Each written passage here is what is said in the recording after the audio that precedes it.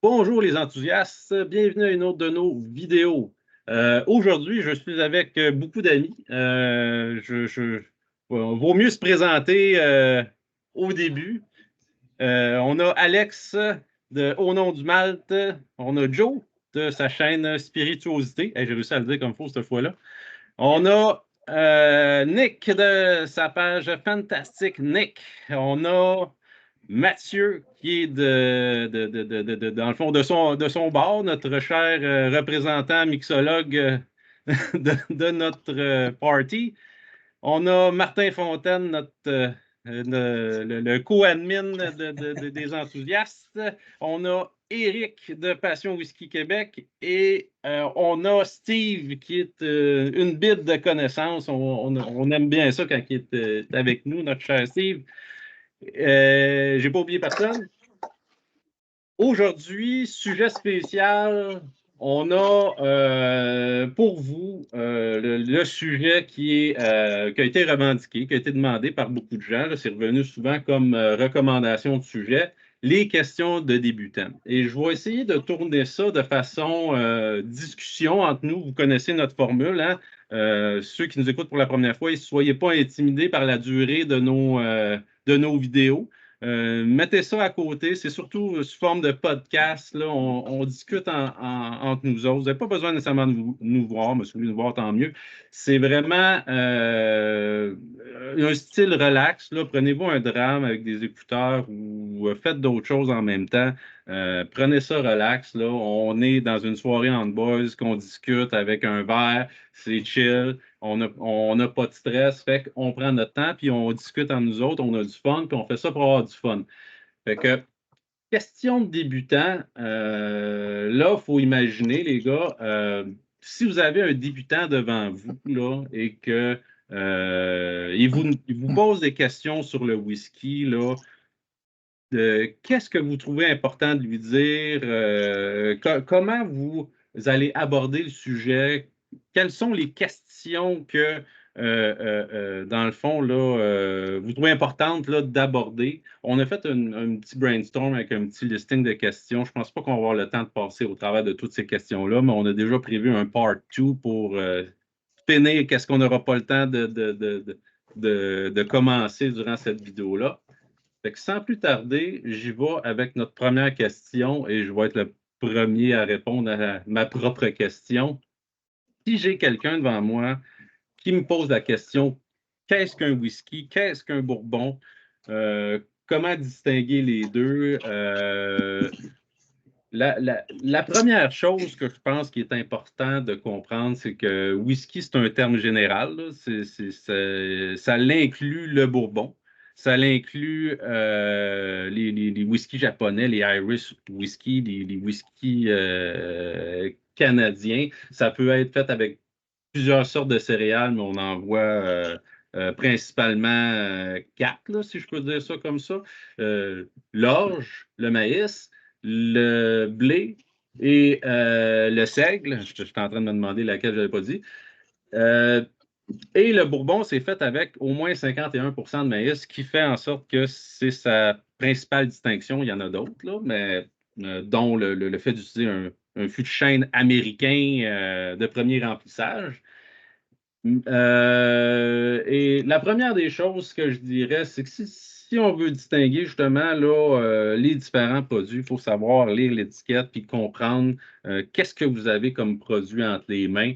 Un bourbon, ça va se distinguer souvent avec le mash qu'on appelle, l'espèce de mélange de grains, parce qu'on a 51% de maïs, mais le reste, ça peut être d'autres choses que d'autres sortes de céréales. Ça peut avoir du rail, du blé, puis d'autres choses de céréales. Mais un whisky, ce qui est le fun, c'est que sa distinction, souvent, on va avoir plusieurs fûts différents.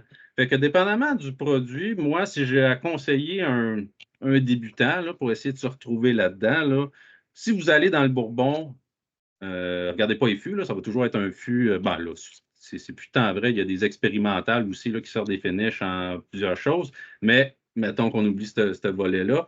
La principale variation que vous avez dans le Bourbon, c'est les mâches. Fait que regardez les mâches, voir ça ressemble à quoi, la proportion des grains qui sont utilisés si vous avez l'information. Mais si vous allez du côté du Scotch, peut-être de regarder plus, parce que le scotch, c'est un whisky qui vient d'Écosse, peut-être de regarder plus les fûts. En tout cas, moi, je trouve que bon, je pense que c'est quand même assez établi que 80 de la saveur que vous allez avoir dans un whisky écossais, ça vient du fût. Fait que s'il y a un paramètre que vous devez connaître puis comprendre l'influence que ça a sur le whisky pour commencer votre aventure dans le whisky, je pense que c'est les différents types de fûts que vous allez retrouver dans le whisky d'Écosse.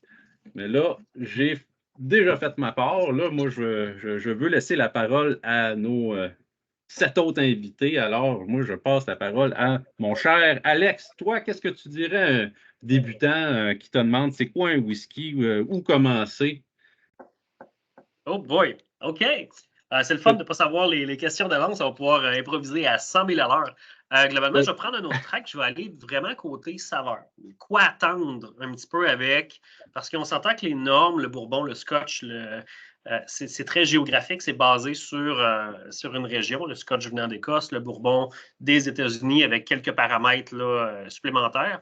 Mais globalement, si vous voyez le titre Bourbon sur n'importe quelle bouteille, donc un whisky qui vient des États-Unis avec le 51% de maïs que JP a mentionné, c'est qu'à la base, il faut s'attendre à un goût qui va être plus sucré. Le maïs, globalement, donne un plus haut rendement au niveau du taux d'alcool que toutes les autres céréales. Si vous distillez de l'orge, du seigle, du blé et du maïs, vous allez avoir le maïs qui va donner toujours un meilleur rendement.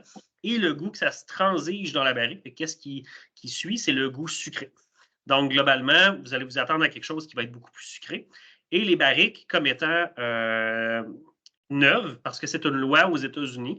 Fait intéressant, c'était une loi qui a été mise dans les années 60-70 de mémoire pour promouvoir l'industrie du bois aux États-Unis, pour aider vraiment l'économie, pour dire que ben, pour s'appeler un bourbon, il faut que la barrique soit neuve. On n'a pas fait que des finitions du bourbon pour avoir vraiment le terme d'un bourbon. Ce n'est pas possible. Il faut que la barrique soit neuve. Donc, on chope l'arbre, on fait des planches de chêne, on met ça en barrique, on fait vieillir ça. Donc, ça va être le côté épicé d'un chêne neuf qui va vraiment être le plus gros aspect initial au bourbon qui va être de ce côté-là. C'est sûr que le 49% du mash qui reste va changer, mais globalement, il faut s'attendre, la base, ça va être le sucre, donc beaucoup de sucre du maïs, puis l'autre, c'est le côté épicé, souvent, qui transige du fût de chêne américain neuf, et un petit côté vanille qui vient du vanillin du bois. Le chêne américain est connu pour avoir beaucoup ce côté-là qui transparaît dans le whisky.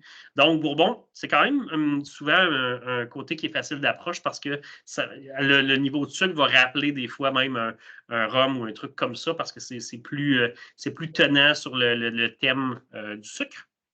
Et globalement, ben, ça vous donne une idée que si vous allez préférer ça à un whisky écossais, irlandais ou un petit peu plus du côté de ceux qui sont là depuis le marché depuis 200 ans et qui vont être souvent 100% orge en Écosse. Donc, la céréale est un petit peu plus invisible dans le mélange. Vous allez avoir un gain beaucoup plus large au niveau de la barrique. Vous allez goûter beaucoup plus ce que l'assembleur a vraiment utilisé comme de barrique. Il faut se dire que 90% des éditions de base vont intégrer à forte prenance le bourbon parce que les fûts qui ont déjà contenu le bourbon aux États-Unis, que légalement, ils n'ont pas le droit de les réutiliser, ils vont les shipper en container en Écosse qui vont être utilisés pour faire vieillir nos Glenlivet, Glenfiddich, nos différentes distilleries pour au moins créer une base parce que le bourbon donne beaucoup de saveurs intéressantes à nos whiskies de jeune âge, qui va donner la couleur un petit peu plus dorée. Donc, dans tout ce que vous allez trouver, c'est souvent le bourbon qui va être proéminent comme apport. Fait que pour un essai, globalement, c'est de découvrir un petit peu au niveau américain, d'aller essayer. Vous pouvez faire la différence, aller chercher un 100% maïs. Souvent, les distilleries vont afficher leur mash. C'est quelque chose qu'ils ont le droit de dire. Contrairement en Écosse, que c'est illégal à cause de la belle Scotch Whisky Association. Aux États-Unis, vous allez pouvoir savoir si c'est 75% de maïs ou 60% ou juste le 51 requis. Et voir un petit peu où se trouve un petit peu ce que vous aimez goûter au travers de ça. Autrement, en Écosse, on est 100% orge maltais. Puis ça, à part un petit goût de caramel, c'est à peu près la seule note de cette céréale-là qui peut transparaître une fois qu'on arrive là, à la bouteille et qu'on veut déceler la céréale. C'est ça que vous allez avoir, mais c'est beaucoup plus tempéré.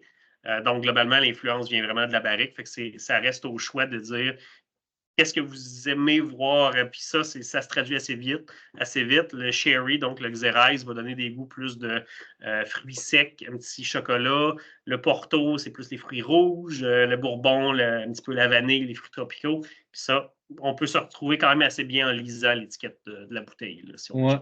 Puis je pense que tu as parlé de couleur vite rapidement, puis je pense que c'est quelque chose qui revient souvent, ça, des questions de débutants aussi. Là. Pourquoi le whisky est de telle couleur? Pourquoi j'en ai un foncé puis j'en ai un plus pâle? Mais Alex l'a dit un peu, les fûts d'ex-bourbon souvent vont une couleur qui est plus pâle. Ben, c'est sûr, à condition de ne pas avoir d'ajout de colorant. Ça, c'est important de regarder la mention Natural Color.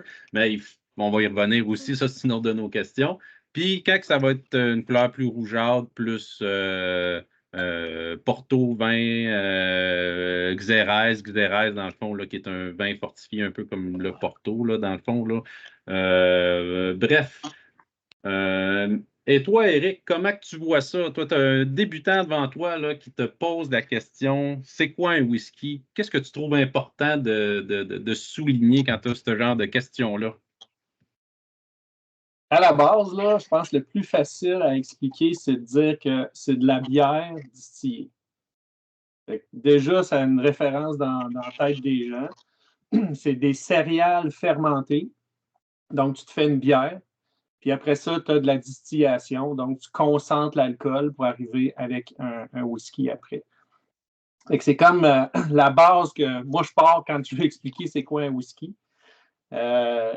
Puis effectivement, tu l'as mentionné, Jean-Philippe, souvent les gens ils pensent qu'un scotch, un whisky, un bourbon, c'est toutes des affaires différentes, puis c'est toutes des.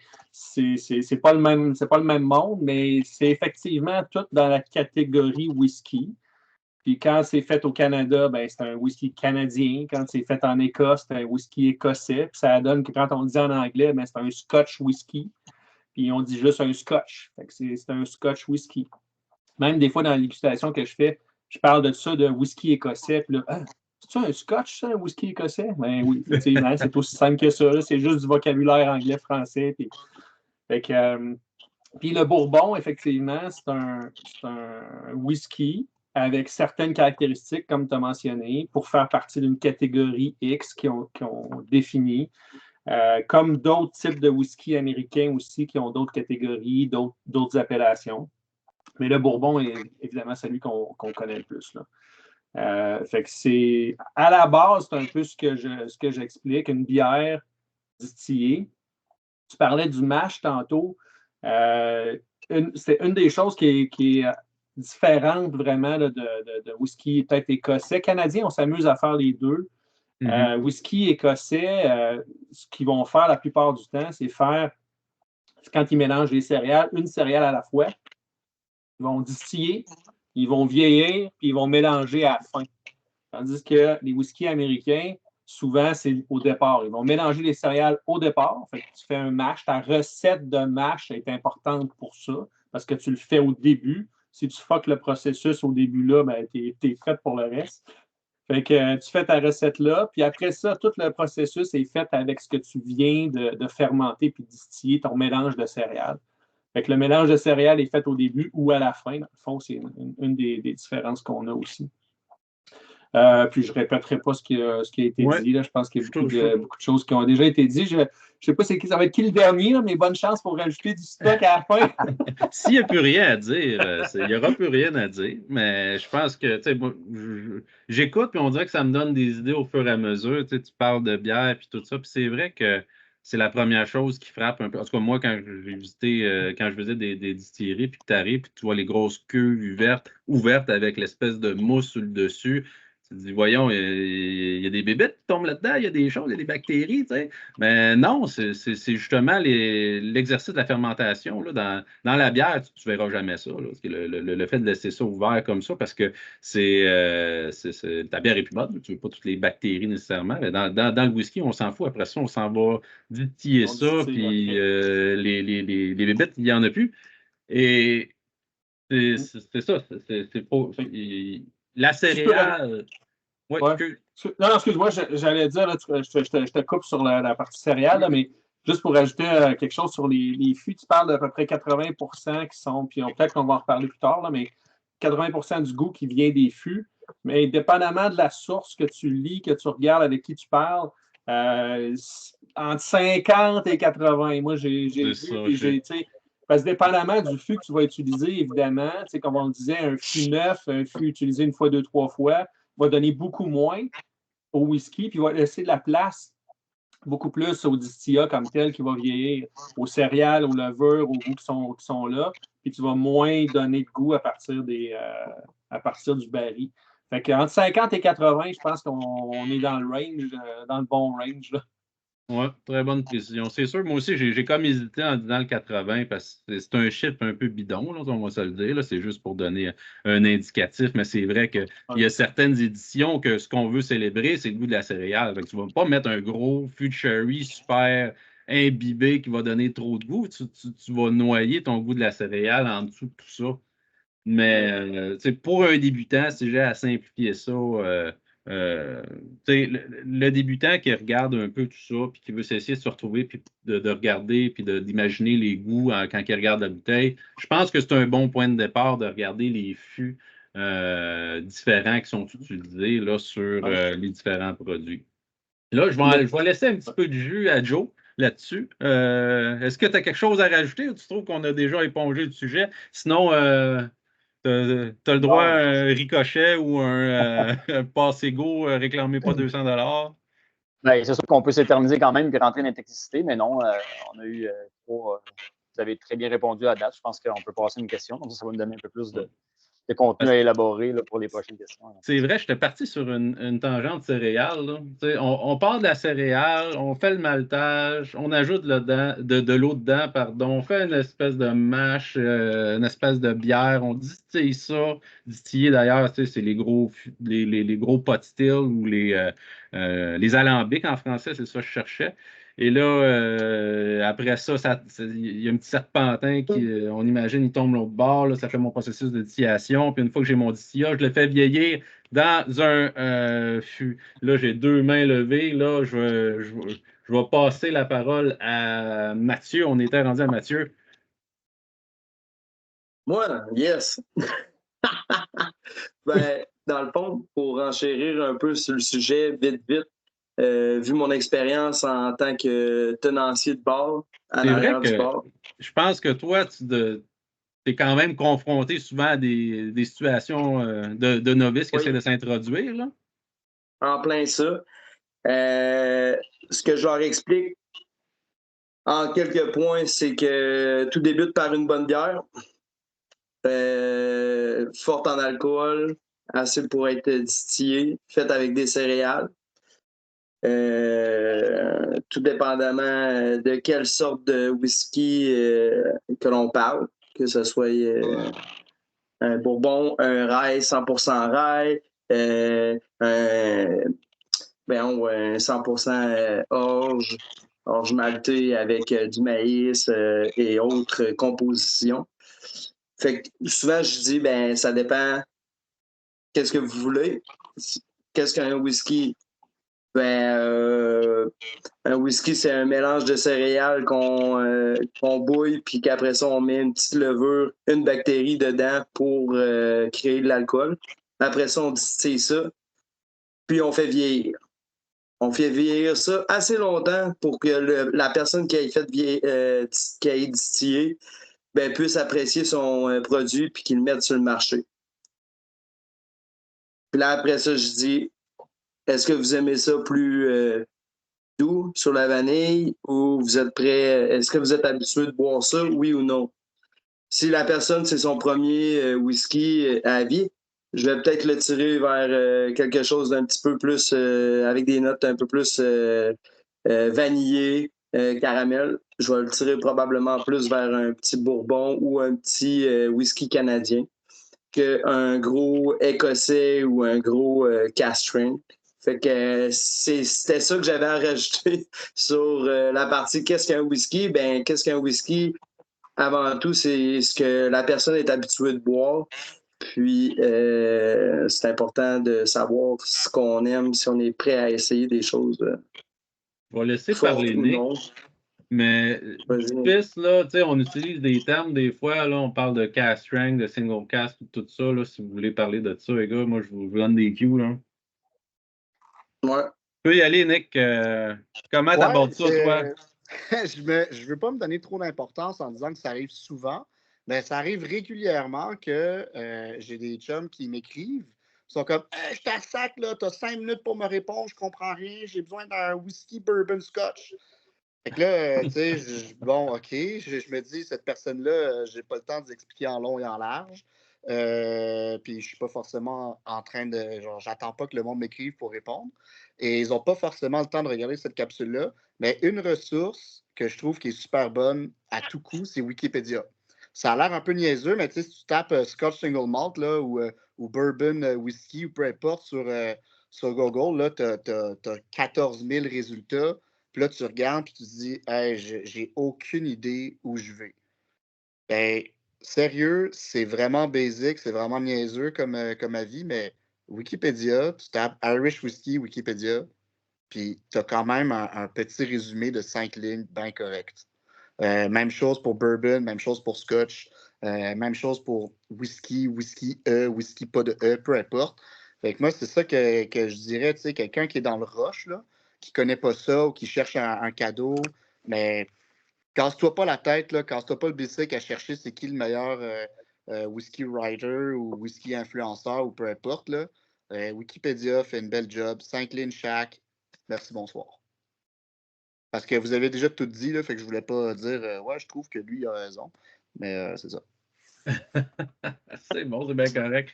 Martin, tu vois ça comment? Un instant, là, les jeunes sont en train de faire de la cuisine, je sais pas si vous entendez. Moi, j'entends pas. Je te laisse moi, aller. Dirais, qu'est-ce que tu dis à un nouveau qui te demande c'est quoi du whisky? Hein? Je dirais humoristiquement, c'est un très bon complément à l'eau. Un remplacement à l'eau. Mais non, sérieusement, je pense que tout a été dit déjà, là, le côté technique, là, un peu plus, les régions d'où ça vient, la céréale, etc. Ouais. De toute façon, il y a beaucoup de choses qu'on va aborder dans les prochaines questions. Yes. Définitivement. Juste, je vais faire le serpentin à l'envers pour la prochaine question, ça va vous donner la chance. Hein. Steve? Ben, moi, je dirais, à force de vous avoir entendu, je vais shooter le lien du vidéo, puis je vais dire, va écouter les 15 premières minutes, puis tout va être répondu, tout va être parfait pour toi. Tu sais. Ouais. OK. Prochaine question qui revient souvent, puis je pense que ça revient souvent sur le groupe, puis on en fait quasiment un running gag. Là. Puis Mathieu, tu dois voir ça quand même souvent aussi comme question au bar. Là. Glace pourquoi ou pas de glace? Pourquoi le 16 est moins cher que le 12? C'est la deuxième? Really? En deuxième, en palmarès, on va y arriver à cette question-là. Mais je pense que glace ou pas de glace, c'est quelque chose qui revient souvent pour les débutants. Pierre à whisky, de l'eau. Quand est-ce qu'on utilise ça? Quand est-ce qu'on n'utilise pas ça? Je te relance la balle tout de suite, Steve, parce qu'on refait le chemin inverse. Oui. Ben, la réponse politiquement correcte pour le glace ou pas de glace, c'est comme tu as le goût de le prendre, comme tu l'aimes. Tout dépendant du produit, si tu as un scotch ou un whisky quelconque, un blend qui est déjà à 40 d'alcool, si tu rajoutes de l'eau, techniquement, tu n'auras plus un whisky dans ton verre. Mais ça, c'est parce qu'il y a un nouveau pourcentage d'alcool que tu dois atteindre. Bon, les glaces à whisky, j'en ai eu un beau kit en cadeau il y a 10 ans par mon beau-père parce qu'il savait que j'aimais le whisky. Ils ne sont jamais sortis du frigo. C'est comme. Je pense qu'on a tous reçu ça en cadeau à un moment donné, des pierres à whisky. Mais ils sont allés dans le frigo, Steve. Ils sont allés dans le frigo. Ben, c'est ça qui était marqué sur la feuille, des faire refroidir. Ben, ils ont 10 ans de refroidissement, là. Tu sais, c'est comme. Ça, c'est une chose que les gens ne savent pas. Là, c'est le froid, c'est un peu un facteur Ça nuisible gèle pour les molécules, si tu veux. Moi, je ne suis pas chimiste, là, mais le but, faut que l'interaction continue. Au contraire, moi, je pense que tu es mieux de réchauffer ton verre pour ouvrir les molécules. Puis là, c'est vraiment pas scientifique pantoute, versus le froid qui va le figer. Là, il y a une explication scientifique que j'avais lu un moment donné d'un article, puis c'est essentiellement ça que ça disait. C'est que Veux pas, le froid, ça contracte, là, puis ça l'engourdit un peu les papilles, là, ça neutralise les arômes. Il me semble que c'était ça le terme utilisé. Là. Ça renferme. Ça renferme, mais utilisez le terme que vous semblez le plus correct, là, mais effectivement, là, la température est importante, puis je pense que la glace, en contexte de dégustation, du moins, là, en contexte de bar ou en contexte casual, si ton but, c'est pas d'aller décortiquer tant plus loin, la glace, on s'en fout au final, là, si c'est un drink que tu veux. Mais en contexte de dégustation, c'est sûr que le froid, les pierres à whisky, la glace, c'est assez prohibé en général. Je ne sais pas si on va faire bien du millage avec cette question-là. Y a-t-il quelqu'un à la main levée qui a quelque chose à dire? Pas Eric. Ben, en fait, l'explication un peu plus scientifique, là, je ne suis pas scientifique moi-même, là, mais dans le fond, les molécules dans le verre, dans le fond, c'est un gaz, tu sais, c'est des gaz. Puis quand tu rajoutes la chaleur, tu rajoutes de l'énergie dans ton liquide. Fait que si tu rajoutes de l'énergie, donc il y a plus de mouvement à travers les molécules, donc ils vont plus avoir tendance à s'échapper du verre, donc c'est ça que tu vas sentir. Si tu refroidis ton liquide, ben là, les molécules, ils bougent moins, ils sont plus. C'est ça. Quand on parle, ça renferme. Là, dans le fond, l'idée, c'est qu'il y a moins de molécules qui vont sortir du verre, donc tu vas être capable de moins en sentir. Le concept, en fait, comme tu disais un peu, Steve, tu bois comme tu veux, c'est parfait, mais moi, ce que j'aime expliquer au monde, c'est qu'est-ce que ça fait mettre de l'eau, qu'est-ce que ça fait mettre de la glace, qu'est-ce que ça fait mettre des pierres, puis après ça, fais ton choix. Là. Exact. Dis-moi comment tu veux boire ton whisky, puis après ça, je vais te dire qu'est-ce que tu es mieux de faire. C'est un peu ça, moi aussi, que je dis souvent. Là. Comment tu veux. Est-ce que ton but, c'est juste de boire de façon casual? Ben là, OK. Prends-toi une glace, on s'en fout. Là. Si ton but, c'est de le décortiquer, puis d'aller chercher la complexité, puis d'essayer de trouver les petites arômes, d'être plus geek, mettons. Là. Moi, j'aime ça utiliser ce terme-là. Là. C'est sûr qu'on veut le moins d'interférences possible. Donc, la glace, le froid, les pierres à whisky, c'est à prohiber, là, finalement, là, dans ce genre de contexte-là. Dans ce contexte-là, exact. Puis là, la différence entre la glace et les pierres, ben là, c'est la dilution. Fait que si tu veux avoir du plaisir parce qu'il fait chaud dehors, puis tu veux avoir un produit froid, ben mets des pierres dedans, puis tu vas avoir ton trip de liquide plus froid. Sans avoir la dilution de tes 4-5 glaces dans ton verre, qu'après une demi-heure dehors au soleil, ben, tu vas boire de l'eau qui goûte un peu le whisky. Là. Ce que tu n'auras pas si tu mets des pierres dedans. Fait que c'est un peu la différence entre les deux. L'autre chose que je trouve utilise une plus grosse glace, avec une plus grosse glace, mais on a moins la dilution accélérée, là, comme je suis sûr que exact aussi. Là-dessus, mais idéalement, une grosse glace va moins libérer d'eau. Donc, oui, on va avoir l'effet de refroidissement, mais un petit peu moins d'eau rapidement. Mais c'est ça. Le problème avec la glace, c'est que le whisky va changer beaucoup au fur et à mesure qu'elle va se diluer. Donc, les pierres à whisky vont faire une belle job de refroidir. Parce que certains whiskies sont un peu agressifs, surtout quand on est néophyte. Et quand ça fait longtemps qu'on boit du whisky, on veut un peu se faire décaper. On veut avoir les grosses sensations, les grosses saveurs. Mais quand on est au début un peu, si on veut adoucir le tout, ben en le refroidissant, ça tombe un peu plus smooth, si on peut employer le terme. Ben, les pierres vont moins modifier le whisky en le diluant. Ils vont baisser la température. Sinon, avec de l'eau aussi, ben c'est ça, les pierres, en se diluant, le whisky va changer. Fait que si vous l'aimez là, puis vous laissez la glace fondre, ben, dans 8 minutes, il ne goûtera plus la même chose. Puis dans 20 minutes, il va goûter vraiment l'eau. Parce qu'on veut du caractère. On dit ça à la blague déjà, des fois, le terme smooth que les gens utilisent, quelque chose de. Ça m'arrive souvent des gens qui vont me dire un bon whisky, c'est supposé être doux. Non, on veut du caractère, on veut de la personnalité. Sinon, c'est facile par un doux whisky qui neutre, qui goûte générique, puis ça aurait pu être doux puis complexe aussi. Là, ça n'exclut pas l'autre, là, mais doux n'est pas un facteur en soi, gage de qualité. C'est un peu ça mon point. Nick? Ouais, ben, tu sais, c'est drôle parce que moi, les pierres à whisky, c'est non. Genre, c'est un gros non parce que ça fait juste refroidir. Puis avec la glace, au moins, tu as l'aspect dilution. C'est sûr que si c'est pour boire ton verre en 4 heures de temps, la glace, c'est pas le mieux.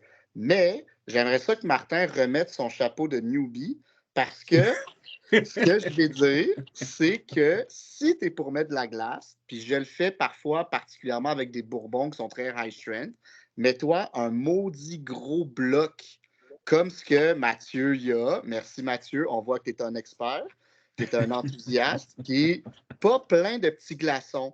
Parce que ton bloc de glace va fondre beaucoup plus lentement, puis va apporter une légère dilution. Fait que particulièrement dans des bourbons, là, ou même des scotch, mais bon, personnellement, j'aime mieux ça avec des bourbons qui sont à 58, 60, 64 %. Mais si tu mets plein de petites glaces là-dedans, là, dans 3 minutes, c'est fini. Ta glace, il n'a plus. Là. Donc, moi, j'ai envie de dire straight pour la dégustation, pour le plaisir, particulièrement l'été, mais ça, c'est mon avis, un gros bloc de glace, puis ça s'arrête là. Si je suis pour mettre plein de petites glaces, je vais me faire un highball, puis je vais le diluer avec, je vais faire un Japanese highball avec de l'eau pétillante. Puis les pierres à whisky, c'est jamais. Pour moi, jamais, jamais, parce que tu n'as même pas l'aspect dilution et qui est ajout de l'eau après. Donc, je comprends, là, je comprends le monde, mais en même temps, il y a bien des pierres qui donnent un goût. Ça prend le goût de ton congélateur, puis ça donne du goût à ton whisky en plus. Parce souvent, c'est en métal ou c'est de la roche, puis ben, ça goûte. Ouais, c'est ça. On voit souvent ça, les gens qui mettent une bouteille dans le congélateur ou un verre dans le congélateur, mais tu sais, c'est pas une vodka, là. Un whisky, c'est pas fait pour boire comme ça, là. Ben, du moins, là. À moins, pour moi, c'est l'équivalent de faire un cocktail ou à peu près, là, tu sais. T'es plus dans l'exercice de dégustation. T'es rendu dans l'exercice un peu, tu fais ce que tu veux parce que tu as du fun. Mais c'est correct, là, c'est correct. C'est ça. Il ne faut pas me prendre comme si, des fois, je dis ça aux gens, quand j'explique ça, j'ai quasiment l'air hautain puis en train de dire qu'il y a une façon plus spécifique de boire le whisky, mais c'est pas ça. C'est vraiment dans un contexte là, de dégustation, que tu vois ça, les compétitions avec les juges, ou tu ne verras jamais ça, là, des gens qui vont mettre de la glace pour déguster un whisky. Ça n'existe pas dans le vrai monde. Tu vois ça dans les films, puis c'est l'image que les gens se sont faites des gens qui boivent du whisky. Mais dans la vraie vie, un vrai amateur de whisky qui veut décortiquer son whisky, qui a payé cher, puis qui a payé plus cher pour avoir de la complexité, il ne va pas aller après ça défaire cette complexité-là, puis rajouter de la glace ou refroidir son whisky. Puis là, j'ouvre une autre parenthèse que sûrement on va revenir plus tard, là, la filtration à froid aussi. Quand tu as un whisky, parce qu'un des facteurs qu'on regarde souvent, c'est le fait qu'il n'est pas filtré à froid, le whisky. Et le fait de filtrer à froid, ben, ça enlève les gras du whisky. Ben, si tu rajoutes de la glace, ben là, tu viens carrément de faire l'exercice de dissocier ton alcool avec tes corps gras du whisky. Puis les corps gras, on aime ça. C'est la saveur qu'il y a là-dedans. C'est vrai dans à peu près tout le secteur de l'alimentation. Et ces corps gras-là qui sont dissociés de l'alcool du whisky, c'est sûr que là, tu n'as plus un exercice de dégustation optimal. C'est sûr que tu n'as plus le produit comme il a été pensé. Tu n'as plus l'assemblage gras d'alcool et alcool, dans le fond, là, dans ton verre. Si tu mets de la glace, tu viens carrément de briser ton whisky. En tout cas, moi, c'est ma façon de voir les choses. Ouais, je suis bien content que je sois coupé ici parce qu'à force de parler de corps gras, Jean-Philippe, je me sens. Je te regardais justement en disant non, pas vrai. Je l'ai vu. Quelqu'un d'autre qui a quelque chose à ajouter sur la glace, le froid, puis tout ça, avant que je passe à la prochaine question? Ben, vite fait, moi, je veux juste dire que dans le fond, il faut vraiment juste apprécier le whisky comme on a le goût de l'apprécier. Il n'y a pas de. Non, c'est ça. On finit par le prendre neat et par le prendre pur puis pas froid, mais si c'est une belle introduction pour vous, le refroidir ou tout ça, n'hésitez pas, parce qu'après ça, vous allez mettre le pied dans l'engrenage puis découvrir ce beau monde-là, puis vous allez finir par être curieux puis vous habituer de la saveur brute comme il est à température pièce dans un verre, puis éventuellement, vous n'aurez plus besoin de glace, peut-être pas. L'eau, c'est un autre sujet, puis je pense qu'il y a d'autres questions par rapport avec l'eau, mais ça reste. Il ne faut pas se gêner à prendre le whisky comme on l'aime nous-mêmes, puis ensuite viendra le temps. C'est ça. La police du whisky n'existe pas et ne débarquera pas chez vous si vous mettez une glace, mais je vous encourage à essayer pas de glace si vous voulez embarquer dans ce merveilleux monde du whisky. Mais une alternative, excuse-moi, juste pour finir là-dessus, une alternative à la glace ou à l'eau, puis on va peut-être y revenir, là, mais moi, ce que je dis aux gens, puis je fais des dégustations avec du monde qui n'ont jamais goûté à du whisky, puis qui me disent qu'ils n'aiment pas du whisky, mais c'est de prendre une petite mini-gorgée. Puis là, on a toute une idée de c'est quoi une petite mini-gorgée, là, puis coupe-la encore en deux, là, puis c'est ça ta mini-gorgée que tu vas prendre. En le mélangeant avec ta salive dans ta bouche, tu viens de la faire ta dilution, là. Puis là, tu as les saveurs, tu as le goût, puis après ça, tu vas être capable de l'avaler, ça ne brûlera pas, ça ne sera pas désagréable. Fait que l'alternative à mettre de l'eau et de la glace, puis je le fais dans toutes les dégustations, c'est une micro-gorgée. Ouais, Ça, c'est puis ma... ça me rappelle quelque chose que j'avais lu un moment donné dans mes débuts et qui ça m'est resté, que je ressors de temps en temps. Tes premières approches avec un whisky, tu t'arranges pour avoir la bouche très humide, très humectée, et tu essaies de prendre la plus petite gorgée possible, de sorte que ta salive puisse englober ta gorgée de whisky, pour te donner l'image. Il faut que tu aies plus de salive en bouche que ce que tu vas prendre de whisky pour être capable de l'approcher de façon plus approchable, là, d'être plus capable. Genre d'approche homéopathique au whisky, dans le fond. C'est de ça ici. Là. C'est un peu ça. Et là, vous l'avez vu venir, la prochaine question naturelle après la glace. C'est l'eau, naturellement. Hein? Là, on ne parle plus du froid, on parle de l'eau. L'eau, température pièce de préférence. Là, je pense pas que. Je pense qu'on a clairé le whisky. Voyons, le sujet froid dans le whisky. Donc, de l'eau de préférence distillée. Même, ils se vendent de l'eau de région spécifique si on veut rajouter l'eau. Moi, je ne suis pas geek à ce point-là. Je n'ai pas été chercher ces produits-là. En fait, je préfère avoir de l'eau filtrée bien neutre, mais il y a des gens qui vont dire non, non, ça prend de l'eau distillée. Et là, quand on dit eau, c'est pas on se fait un verre d'eau avec du whisky. C'est quelques mini-gouttes d'eau pour une question d'ouverture du whisky, parce qu'encore là, une question chimique d'ouverture de whisky, puis tout ça, qui est souvent, quand un whisky vient d'être ouvert, c'est très, très fermé. Puis là, moi, des fois, je vais y goûter plus rapidement. Ben là, je vais rajouter quelques petits gouttes d'eau, justement, pour forcer cette ouverture-là de façon chimique.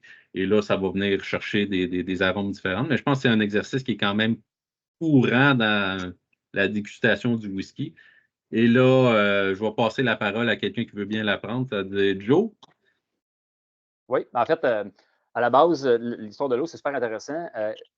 Quand on boit un whisky, il y a déjà eu de l'eau d'ajouter.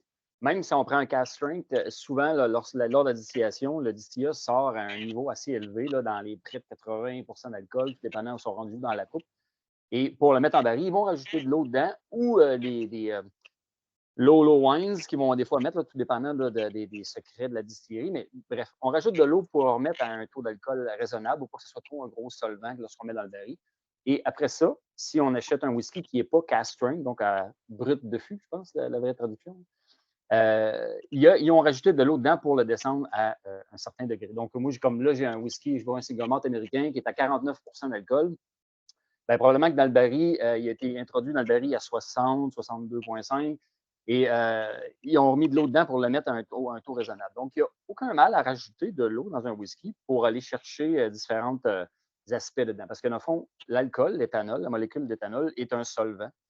Et ça contient, bon, les matières grasses, comme le disait Jean-Philippe, ça contient toutes les bon, j'ai oublié les termes chimiques, mais ça contient à peu près tous les arômes, les saveurs. Puis ce que ça va faire, c'est qu'en les diluant, ça nous les livre de façon concentrée au palais, tant au palais qu'on est. En rajoutant de l'eau, ça peut aider à donner un peu plus de place à tous ces arômes et à ces saveurs-là. Donc, souvent, moi, ce que j'aime faire, c'est y goûter tel quel, puis après ça, jouer avec de l'eau en rajoutant tranquillement, graduellement, pour aller chercher peut-être des saveurs nouvelles ou pas. Parce que des fois, on rajoute de l'eau, puis finalement, il devient plus plate un peu, moins intéressant, moins complexe. Et des fois, c'est l'inverse aussi. On rajoute de quoi, puis il y avait des notes qu'on n'a pas perçues, comme mettons la banane et les fruits rouges mis ensemble, ça ressemble à un épée, je dis n'importe quoi, mais des fois, certaines saveurs mises ensemble se présentent d'une certaine façon. Puis en mettant de l'eau, on peut les décortiquer vraiment d'un autre angle. Fait idéalement, c'est ça. Moi, j'y goûte comme il est, puis après ça, je vais rajouter de l'eau graduellement. Puis c'est ça qu'on peut prendre une pipette, on peut prendre une paille, ou on peut y aller avec le verre, mais c'est vraiment des petites gouttes. C'est vraiment en petite quantité. Fait que ça nous permet de découvrir le whisky d'une autre facette, d'une façon plus diluée un peu. Richard Patterson, lui, il disait qu'il faut mettre une tonne d'eau dedans, tout ça. C'est vraiment, ça dépend du whisky, ça dépend de nous-mêmes, ça dépend comment on veut le découvrir. Puis des fois aussi, il faut juste y aller mollo, parce que des fois, il ne sera pas mieux le whisky. C'est pour ça que c'est plus le fun de le faire quand il nous en reste plus gros.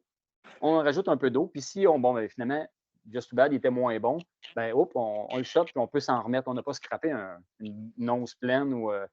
Fait que l'eau est un moyen de voir le whisky sur d'autres aspects, puis de l'ouvrir un peu, parce que nécessairement, ça laisse un peu plus de place aux saveurs d'arriver à côté de l'eau. C'est ma façon à moi de décrire un peu ce que l'eau va apporter, mais l'eau, ce n'est pas un sacrilège au whisky, parce qu'il y en a déjà dans la bouteille. En tout cas, 3/4 du temps, là, il a déjà été dilué. Donc, il n'y a pas de mal à essayer de le découvrir plus. Mais moi, j'aime bien commencer par le découvrir comme il est. Puis quand on prend un cast strength où que là, le taux d'alcool est très élevé, encore là, je le goûte tel quel, mais après ça, je vais rajouter un peu d'eau pour essayer de jouer avec la balance pour trouver la mienne, mon équilibre que moi j'aime. Puis il y a des fois que des cast strengths qu'on met de l'eau dedans ne sont pas meilleurs. Puis des fois, on change complètement le whisky, puis son profil vient de changer. Puis il y a des saveurs qu'on n'avait jamais décelées avant, qui se découvrent avec un peu d'eau. Ça ajoute le petit côté geek, le petit côté le fun, le petit côté on explore. Expérimental, on a l'impression de jouer au scientifique. Je vais laisser parler Éric, que ça m'a élevé depuis un bout. Là. En fait, c'est exactement, je vais continuer dans ce que vous dites. Là. On joue au scientifique, dans le fond. C'est que le produit a été embouteillé par l'entreprise, le Master Blender ou peu importe qui. Là, il y a 10 000 noms un peu partout. Là. Mais il a été embouteillé à 49, par exemple, si je reprends ton exemple. Fait qu'ils l'ont choisi de mettre de l'eau dedans parce qu'ils ont probablement essayé à 52, à 51, 50, 49, 40. À 49, il est plus le fun, puis il est intéressant, puis parfait, on l'embouteille à 49. Fait que, moi, ce que je me dis, c'est à 49 ou à 50 ou à 54, c'est ce que la compagnie, c'est ce que le Master Blender, le Master Distiller, peu importe, veut me faire goûter. Je suis qui, moi? C'est quoi mes connaissances pour rajouter de l'eau dedans puis d'en faire un autre? Je vais goûter à ce qu'il m'a offert. C'est ça qu'il m'offre. C'est ça que j'achète. Puis, dans le fond, après ça, oui, après, on peut s'amuser à créer des choses. Mais où j'ai toujours un petit pincement quand j'entends ce que tu disais, c'est à l'ouverture du whisky. En fait, ce qu'on fait quand on rajoute de l'eau dedans, tu le dis, c'est une réaction chimique. On vient modifier le produit. Ce n'est pas le produit qui tout d'un coup est plus facile à goûter. C'est un produit dans lequel on a rajouté de l'eau, qui a une réaction chimique qui se produit, entre autres qui crée de la chaleur et qui fait qu'il y a certaines molécules qui vont sortir du verre. Donc oui, on va le sentir plus. Mais on sent plus la réaction chimique qu'on est en train de faire en rajoutant de l'eau dedans. Fait que c'est un peu pourquoi la raison que j'en rajoute jamais, honnêtement. Moi, je goûte aux bouteilles que j'ai dans le format que le Master Distiller, Master Blender a voulu me donner, m'offrir. Puis je joue encore s'il est trop fort, pas assez fort, comme je disais tantôt, avec la grosseur des gorgées. Le plus petit, je le dilue dans ma bouche. La réaction chimique se fait dans ma bouche à ce moment-là. 100% d'accord. Honnêtement, ma façon moi, de voir j'essaie ça. La plupart du temps, je vais boire sans eau, puis je pense que c'est la façon qu'on est. Pas mal tout le monde ici procède. Là. Quand on rajoute des petites gouttes d'eau, c'est vraiment une approche scientifique pour essayer des choses. Personnellement, avec des gros cast strengths que je viens de craquer, des fois, j'ai le goût de rajouter quelques petites gouttes d'eau pour forcer les choses un peu, mais encore là, c'est une approche scientifique. C'est pas comme ça que je vais le boire la majorité du temps. J'ai-tu coupé quelque chose? Excuse-moi, Eric. Non, c'est bon. OK. Je vois avec Mathieu, je pense qu'il avait sa main levée avant. Je suis complètement d'accord avec Eric sur ce point-là, pour ne pas trop rajouter sur cette question. Ça fait plus de 10 ans que je bois du whisky. C'est la deuxième fois dans ma vie que je sors une pipette pour mettre de l'eau. Là, on parle aux débutants, aux amateurs. Je suis complètement d'accord avec Eric. Si le Master Blender, le Master Distiller, il sort ça, le Master Blender, il décide de mettre ça à 49 ou à 55, à 62, c'est pour une raison, c'est pour nous offrir ce que lui considère comme parfait à boire. Si pour toi, c'est trop fort, c'est que peut-être que tu n'étais pas rendu à peut-être boire un 60% d'alcool.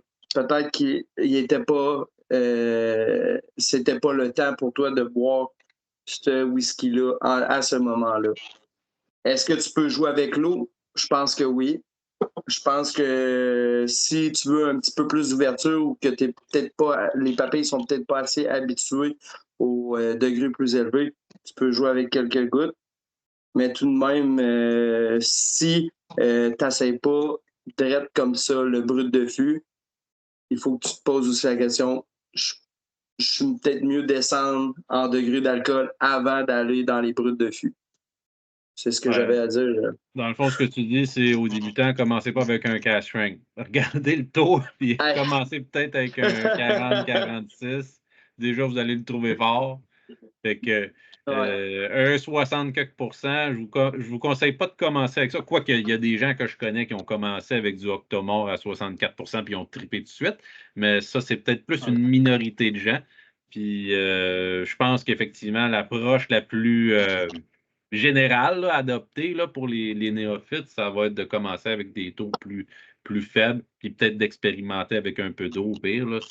Tant qu'à mettre de la glace, mettez de l'eau température pièce, c'est un peu ça que je veux dire. Puis c'est ça, on progresse comme ça, avec des mini-gorgées. Puis je pense qu'à un certain moment, on évolue, puis on a le goût d'aller expérimenter un petit peu plus puissant, un petit peu plus de caractère dans le whisky, puis on se ramasse avec des gros single cask strength à soixantaine de %. Puis c'est ça, on vire fou avec ça. Nick? Je vais couper Nick. Vas-y. Je vais couper Nick. Mais ce que je dis, c'est que juste avant, c'est qu'il faut faire attention parce qu'il y a des 40 % qui goûtent pas mal plus l'alcool qu'il y a des 60. Fait que c'est pas juste le taux d'alcool sur la bouteille qui va donner le goût ou l'impression d'alcool. Il faut faire attention à ça aussi. Je fais des dégustations des fois, puis je fais goûter à du monde. Je leur dis pas c'est quoi, je ne montre pas le taux d'alcool. Ils voient les bouteilles, tout ça, mais ils ne connaissent pas les produits de toute façon. Fait que je goûte à des affaires, puis après ça, je leur dis, tu viens de goûter à un 58, tu viens de goûter à un 62. OK, je pensais jamais que je serais capable de boire ça. Mais ça dépend du produit. Là. Il y a des produits qui ne goûtent pas l'alcool, que quand tu le bois comme il faut à petite gorgée, tu n'auras pas cette brûlure d'alcool-là, que tu as des fois dans un 40 % puis que tu trouves dégueulasse parce que ça goûte trop l'alcool. Fait que Nick, à ton tour. Ouais, ben, ouais. Celle-là, tu mettras un peu d'eau, Joe. Moi, je suis content d'entendre tout ça. Je vais me situer entre les deux extrémistes, là, Joe et Eric.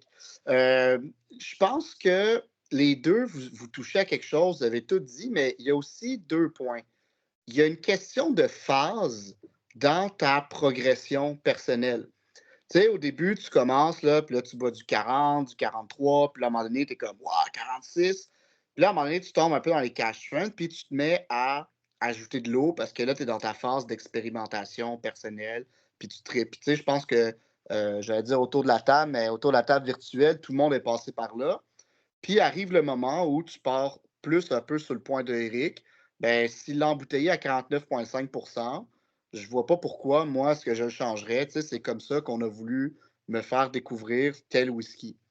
Puis je suis d'accord. Mais je pense que mon deuxième point, c'est que ça va vraiment dépendre de à quel point tu connais et tu sais lire les étiquettes et à quel point tu connais les distilleries. Tu sais, mettons, on parle d'un single cask. Ben, ou mettons le Boulder que Joe, tu buvais à 49,5. Oui, parce que Alistair, à Boulder, il sait ce qu'il fait, puis il a choisi de le faire à 49,5. Mais quelqu'un qui l'embouteille à 43 piles ou quelqu'un qui te sort un single cask, il te le sort aussi pour te le vendre. Fait que, mettons, il y a bien des single casks là, que je suis désolé, mais l'objectif, c'est juste de faire une passe d'argent, de vider le fût. Puis là, tu sais, comme Highland Park, là, puis là, c'est pas une critique sur les single casks de Highland Park, mais tous les marchés dans le monde ont eu à peu près 27 single casks différents. Puis c'est pas vrai que Highland Park les a sortis pour te faire goûter tel fût exactement comme ça. Ils l'ont fait parce que c'est une petite passe de cash, puis le monde se garoche dessus, puis ça se vend en dedans de 10 minutes. Enfin, ça se vendait en dedans de 10 minutes. Puis là, il y a du monde qui avait 4 étagères de single cask, là, puis ils les collectionnait toutes. Fait que je pense, mais voilà, il y a le Boulder de Joe, puis là, il y a le single cask qu'on a eu à la SAC, que absolument personne n'a goûté, qu'on nous a juste envoyé, puis on a stampé fleur de lys dessus, tu sais. Fait que je pense qu'arrive la comme troisième phase, si tu veux, de dire, ben, je sais que tel produit il a été créé dans ce point-là, je ne vais pas forcément rajouter de l'eau tout de suite. Par contre, là, j'arrive avec un single cast que je sais qu'il est bon. Tu sais, c'est pas une question de dire que c'est pas bon, mais est-ce que c'est vraiment, ah, c'est comme ça que l'embouteilleur ou la distillerie a voulu me le faire goûter? Non, ils me vendent ça parce qu'ils savent que je tripe sur Highland Park et que j'achetais tout ce qui Tu parles de sortait. single cast, mais explique aux gens c'est quoi un single cast. Là. Il y a peut-être des gens qui n'ont aucune idée de quoi tu parles. Excellent point. Dans le fond, c'est un seul fût. Merci, ouais, Martin. Martin ne comprend pas, il ne suit pas. C'est ça, mais il lève la main par contre. Mais un single cast, c'est un fût. C'est un fût qui a été embouteillé, ça donne 732 bouteilles ou 273 bouteilles, puis that's it. Donc, la plupart du temps, le single cast va être brut de fût. Pas tout le temps. On a des single casts qui sont dilués, mais un single cast, c'est un fût de une distillerie. Si on partait dans les Écossais, single malt, attention, c'est que ça vient, c'est que de l'orge maltée, ça vient d'une seule distillerie. Mais concrètement, c'est plusieurs fûts embouteillés ensemble et dilués ou non. Comme Highland Park font un batch strength, single malt. Fait que c'est plusieurs fûts puis il n'a pas été dilué. Mais ils font aussi des single casks, comme celui qu'on a eu au Québec. Je pense, Joe, qui que j'ai vu qui l'avait derrière, c'était Mathieu. Le fleur de lys ou le fleur d'Elysée, là. Fait que ça, c'est un fût, puis voilà. Donc, ce fût-là, il a été embouteillé pour la SAC, pour le Québec, mais il n'y a personne qui l'a choisi. Tu sais, c'est le master. Oui, ben il n'y a personne d'entre nous ou il n'y a personne de la SAQ qui l'a goûté, là, pour être bien, bien franc. Ils ont juste c'est un dit, mystère, hein? Les single cast, c'est l'exclusif de la SAC. Y a-tu quelqu'un qui goûte? On ne saura jamais, là. Non, on le sait. Il n'y a personne qui le goûte, je peux te le dire. Nous C'est bien toutes dommage, mais bon, c'est un autre point, ça. Ouais, parce que nous, les geeks, on aime ça d'habitude, un single cast, parce que c'est un produit exclusif, c'est quelque chose d'unique. Tu ne peux pas reproduire toutes les conditions autour de la maturation d'un single cast où c'est très difficile. Mais c'est pour ça que je pense qu'entre les deux extrêmes, que sont Joe et Eric, il y a genre un entre-deux, puis c'est moi. Non, je niaise. Mais c'est des bons points, les deux, là, je trouve. Je pense qu'il y a différentes phases, puis il arrive le moment où tu sais, où tu connais les distilleries, tu sais à quoi t'attendre de l'embouteillage, puis tu vas choisir d'emblée de mettre de l'eau éventuellement ou pas. Ouais, ça vient avec l'expérience aussi. Steve, t'as la main levée depuis un maudit bout. Oui, mais c'était surtout parce que ta question du début aussi, t'incluais les petites bouteilles d'eau en vente dans les boutiques spécialisées, genre Island, Islay, tout ça. J'ai toujours eu le feeling que c'était marketing, parce que quand tu visites les distilleries, moi, je suis team Eric, j'ai jamais mis d'eau dans mon whisky, j'en mettrai, en tout cas, vraiment pas. Et pour avoir visité des distilleries, j'ai posé la question parce que j'avais vu les petites bouteilles à vendre, puis eux autres disent non, tu sais, c'est le ruisseau qui fournit la distillerie en eau. Si tu veux de l'eau pour ton whisky dans la dégustation, ils vont prendre de l'eau distillée ou de l'eau déminéralisée, le 4 litres, ils vont t'en mettre température pièce dans un petit pichet, puis ça va être ça. Fait qu'avoir à le faire chez nous, je reproduirais la même chose parce que on en revient au fait, tu payes le billet, tu te rends à la distillerie, tu veux faire la dégustation, c'est comme ça qu'ils te le présentent. Si tu veux aller vers ça, ben, je me dis, c'est les pros, fait que je vais suivre leur modèle. Mais tu me fais penser que j'ai déjà vu des gens qui avaient les petites bouteilles et qui essayaient vraiment le Islay avec la bouteille Islay. Ça goûte différent. Là, rendu là, tu es plus dans le subliminal tant qu'à moi, là, mais bon, c'est tout ce que j'avais à dire là-dessus. Attention avec l'eau et le chlore, je pense. L'eau de ville, souvent du chlore dedans. C'est ce que j'essaierais d'éviter. Fait que l'eau filtrée, je pense que c'est correct. Mais ça, c'est prendre l'eau d'Islay pour la meilleure façon de tuer un whisky, c'est de prendre l'eau de la ville de Montréal, super remplie de chlore, puis de mettre ça direct dedans. Là, effectivement, là, ça va scraper ton affaire. Martin? Oui, juste pour rajouter, je veux dire que généralement, je suis pas mal dans mes dégustations personnelles à la maison, je suis plus team Eric dans le sens que c'est très. Je mets probablement jamais d'eau dans mon whisky. Parce qu'on est des fois team Jacob, team. Mais quand je fais des dégustations avec le club local, par exemple à Ottawa ici, sur des gros ABV, là, des fois, complémenter mes notes, je vais peut-être être curieux un peu puis aller en mettre un petit peu. Y a-t-il un effet placebo? Puis là, tout d'un coup, je m'en deviens avec un nez spectaculaire. Je ne suis pas sûr, mais je pense que tu peux aller chercher des fois peut-être quelques petites variations. Mais à la base, je te dirais qu'à la maison, un peu, l'embouteilleur, s'il a choisi de nous faire un produit tel quel, je vais le boire tel quel. Par contre, le bémol à ça, on peut dire, ben, on va dire, il est qui, lui, pour me dire que c'est meilleur à 49 versus 50, peut-être. Peut-être que Rachel Berry l'aurait embouteillé à 50, puis Billy l'aurait embouteillé à 49. De ce côté-là, ça devient personnel. Exactement, c'est très personnel. Puis, dans le fond, là, Team Eric, Team Joe, là, moi, je suis dans le même team que toi, là, Joe. Là. On est là pour apprécier le whisky. Là. Moi, encore, tu l'as dit au début, il n'y a pas une façon de le boire. On s'amuse, là, on discute de choses, mais buvez-le comme vous voulez, puis appréciez-le comme vous voulez. Faites vos expériences. Il n'y a pas de, comme tu disais, il n'y a pas de police du whisky qui va débarquer chez vous. Puis, hey, t'as mis de l'eau qui est de l'eau, hey, du robinet. Puis là, t'as fait. Ça n'existe pas. Là. Fais ce que tu veux, puis fais tes découvertes. Puis, si ça te tente de mettre. Je l'ai vu, là, du monde qui achète des bouteilles à 5, 6, 700, 1000 $, puis qui mettent avec de la glace, puis tout, puis fine, si tu as l'argent pour faire ça, puis ça te tente de le faire, puis c'est comme ça que tu es heureux dans la vie, fais-le, je m'en fous. C'est pas comme ça que je vais le faire, moi, mais si toi, c'est ça que tu fais, parfait. Ouais, ben là, excuse-moi, Eric, c'est à mon tour de te couper. Là, je vais dire que je suis vraiment pas Team Eric, mais c'est pas parce que je suis capable de me payer un monnaie qu'il faut que je le passe au feu. Je sais, là.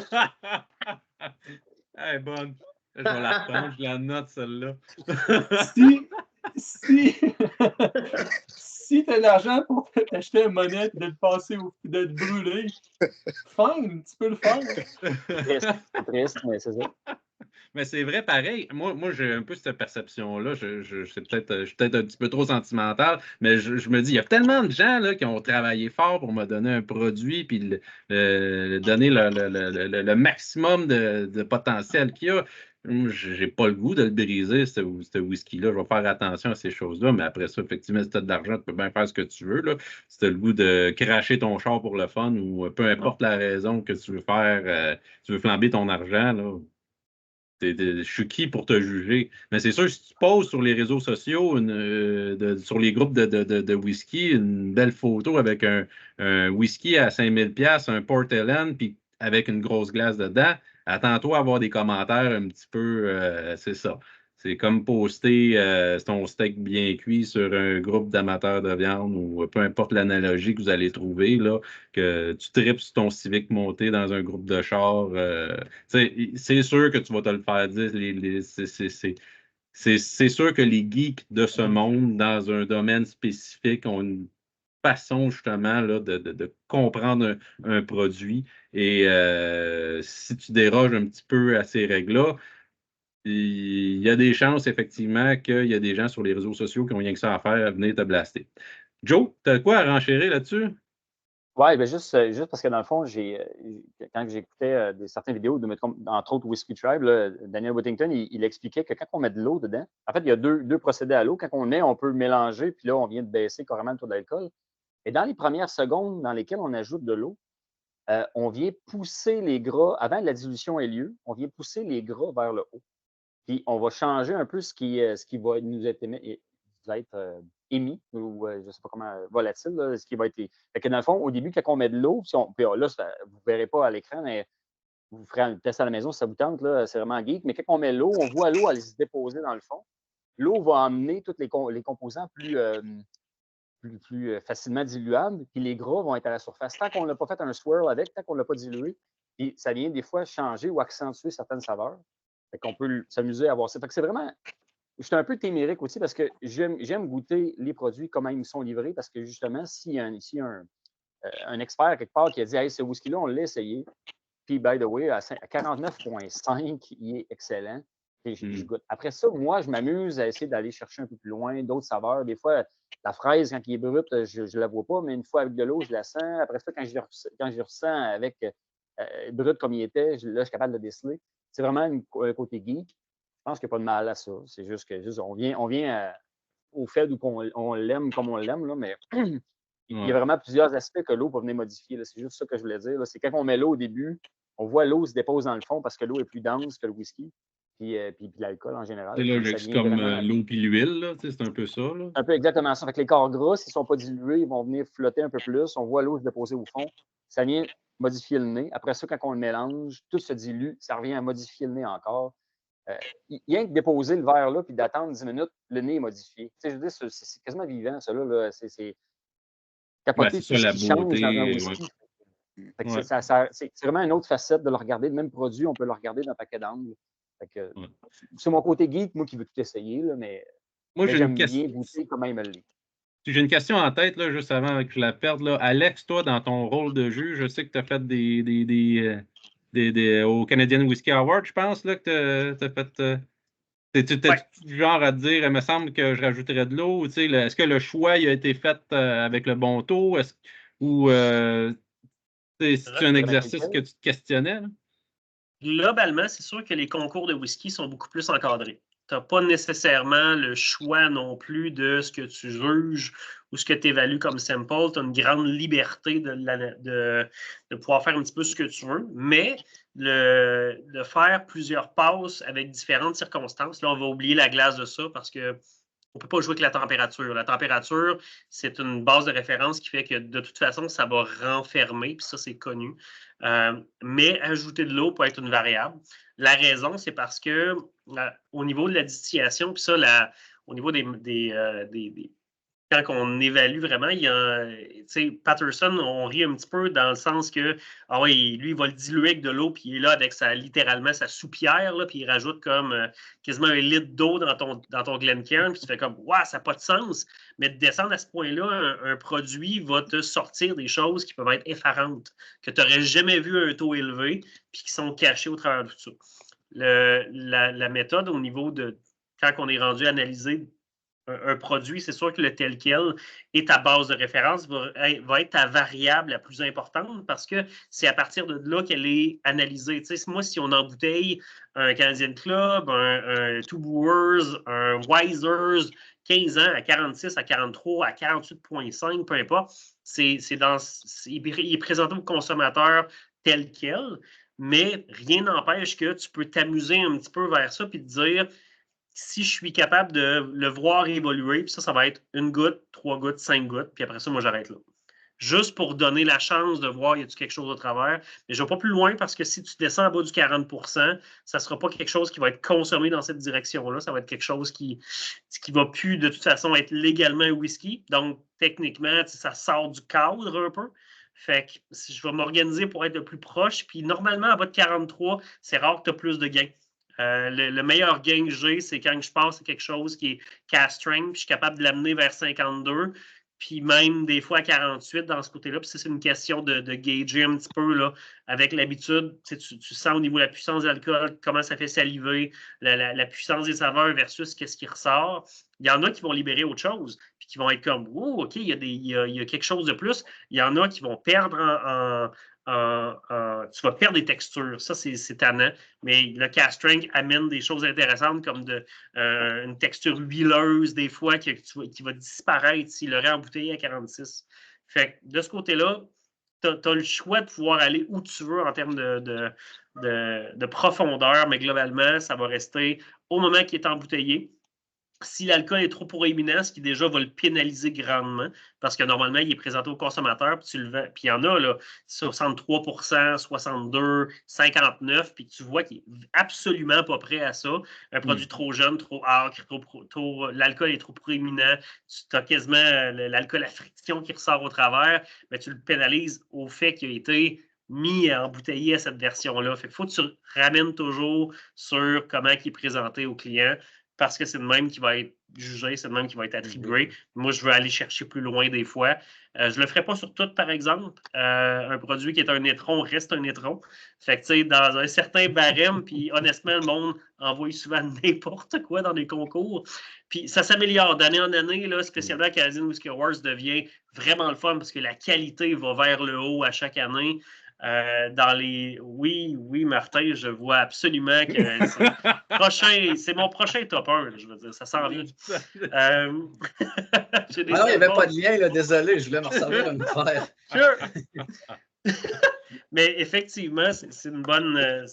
on change un petit peu de contexte quand on est pour mettre quelque chose qui va faire donner des prix à des trucs. Puis, mais la qualité overall augmente beaucoup. Puis c'est quelque chose qu'il faut se baser sur le fait qu'il est présenté aux consommateurs d'une certaine façon. Puis qu'il faut qu'on reste là-dedans. Mais il y en a honnêtement, là, puis des choses que malheureusement on n'aura jamais ici qui vont à plus bas taux d'alcool libérer des choses vraiment exceptionnelles. Puis d'autres qui vont perdre en saveur, en complexité. Puis qui va comme la texture va s'en aller à cause de la dilution. Fait que bref. Pour moi, personnellement, j'essaye une fois de temps en temps quand j'ai des produits que je trippe puis que je veux voir où ils évoluent. Mais dans l'autre cadre, je vais rester avec un taux d'alcool. Je comprends que tu donnes une note sur le taux qui a été décidé et non le potentiel qui aurait pu être autrement. Exact. Ouais. Ça répond pas mal à la grosse question du siècle. Et rappelons aux gens aussi que whisky en bas de 40 %, c'est pas un whisky. Si vous voyez quelque chose à 30 %, ça va être une liqueur de whisky, ça ne sera pas un whisky. Esprit de malt aussi, ça se peut que ce soit mentionné comme ça, ouais.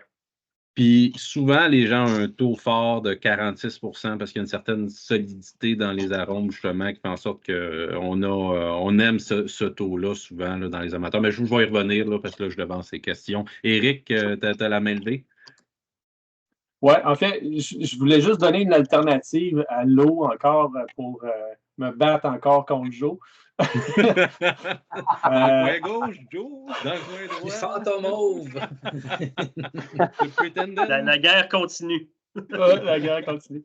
Ce qu'on veut faire, dans le fond, ce que tu expliquais quand tu rajoutes de l'eau, on veut sortir les saveurs, mais juste une autre façon de le faire sans rajouter de l'eau, c'est de tapisser ton verre de whisky. En faisant ça, tu viens d'augmenter la surface de whisky en contact avec l'air. Par défaut, tu as plus de molécules qui vont sortir. Puis tu veux en rajouter une couche, tu fais ça, puis tu bouches ton verre en même temps pendant un petit bout, soit avec ta main ou avec un petit couvercle, où il y a des couvercles sur des verres même, ou juste un carton. Puis en faisant ça, tu viens concentrer les molécules qui sont sorties, puis là, tu vas sentir d'autres choses que tu n'aurais peut-être pas senties avant sans avoir fait ça. Fait que c'est juste une autre alternative pour découvrir ton whisky différemment sans rajouter de l'eau. C'est bon, c'est une bonne guerre, Joe, c'est correct? Mais si j'ai un wrap-up à faire, c'est essayez-le, pas d'eau en partant. Ça, je pense que tout le monde est d'accord avec ça. C'est comme assez la façon de faire officielle. Puis après ça, vous pouvez jouer au scientifique ou l'adapter si vraiment vos préférences sont là, à un taux différent ou peu importe, même avec de la glace. Il n'y a pas de police du whisky qui existe. Mais là, je vais passer à une autre question parce que comme c'est là, ça va nous prendre 45 épisodes de passer au travers de nos questions. L'autre question qui revient souvent, en tout cas sur mon groupe, moi je trouve que ça revient souvent, là. Quel verre utiliser? Y a-t-il un verre qui est qui est de préférence dans un contexte de dégustation ou de pas dégustation? Est-ce que vous avez une préférence pour une sorte de verre? Est-ce qu'il y a une raison à cette préférence-là?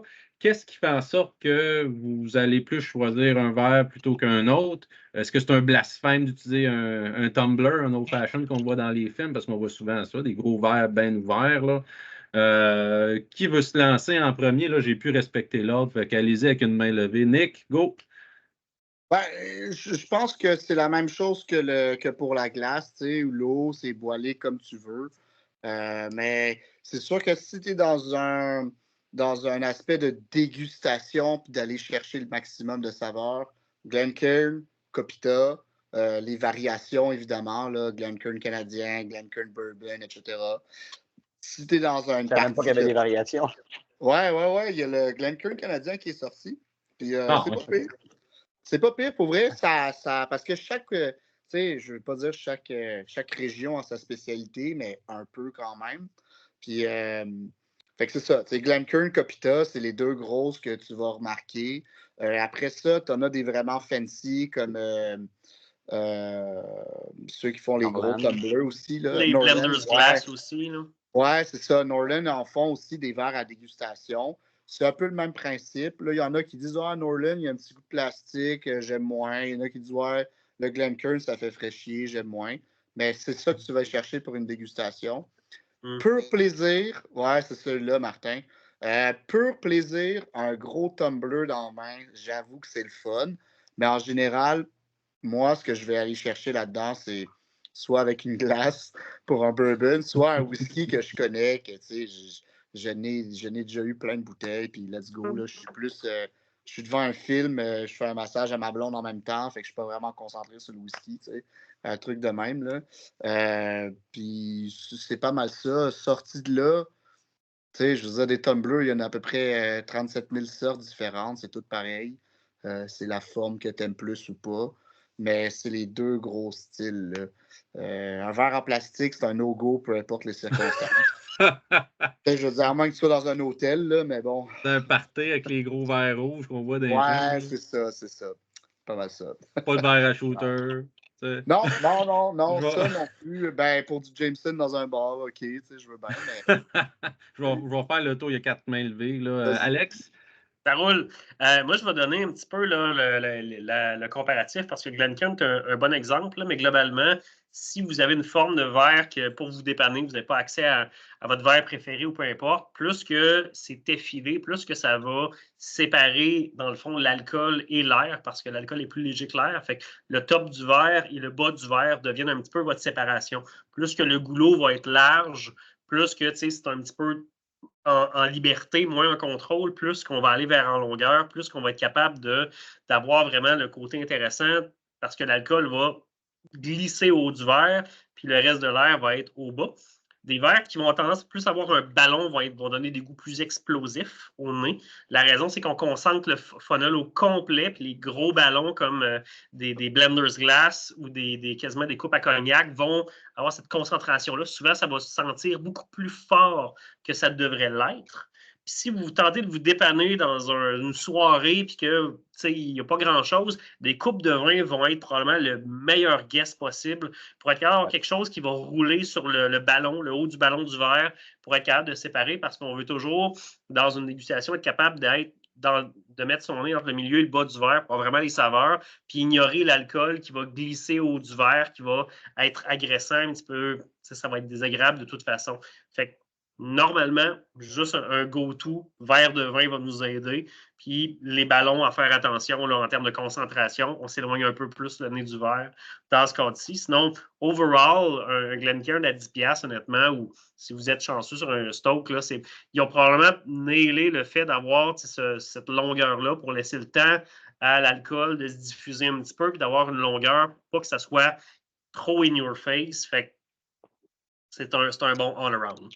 Je passe la balle. Fait que la conclusion de ça, c'est le nosing. C'est ça. C'est un bon verre, c'est surtout pour être capable d'aller chercher comme il faut le nez plus que le goût, mais c'est quand même. 90% de l'expérience. Ça fait partie de l'expérience, le nez quand même. C'est quand même important. Souvent, les gens vont donner une note au nez, une note à qu'est-ce qu'ils ont en bouche, puis une note pour la finale. Fait que c'est une partie importante là, de la dégustation. Steve? Oui, ben, moi, je te dirais que sur 10 grammes, de façon non scientifique, je vais en avoir 7, c'est avec le Glencairn classique, à la maison, tranquille. À un moment donné, il y en a un qui va être plus challengeant. Je vais prendre le Glencairn Copita, donc la forme tulipe, mais comme Eric disait, je vais le faire rouler. Je vais vraiment, comme JP disait, pour aller chercher plus de nosing dans celui-là. J'écoute un film tranquille avec ma blonde, ben, le 9e, ça va être le Norland qui se tient super bien sur le côté du divan en écoutant un film. Et le dernier, ben, ça va être comme chez des amis. Tu veux pas outrepasser ton côté bon invité, mais tu veux pas être dans un verre de plastique. J'ai découvert le mini Glencairn qui se traîne super bien. Puis tu as quand même le côté le fun de goûter. Fait que je dirais que moi, c'est. Format porte-clés, est-ce que ce serait pas pire? Ben, porte-clés, non, mais tu sais, genre, si tu veux, je peux t'amener un lanyard, tu peux l'avoir dans le cou et te promener avec. Là, ouais. C'est bon, ça. Mathieu, on va passer. T'avais la main levée? Au bar, il se passe quoi? T'as-tu des Glencairn? En plein ça. J'ai des Glencairn, j'ai des shooters, j'ai des verres à margarita, j'ai des tumblers, puis j'ai des verres à Boston. Chaque verre a son utilité. Puis, je trouve ça important. Comme Alex, c'est vraiment le nez qui est important pour la dégustation.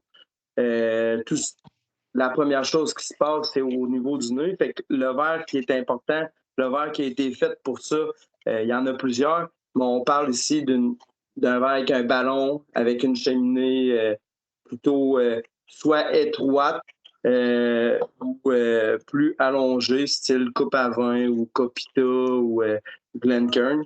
Norland aussi, ils en ont aussi des verres un peu plus affilés avec le ballon en dessous.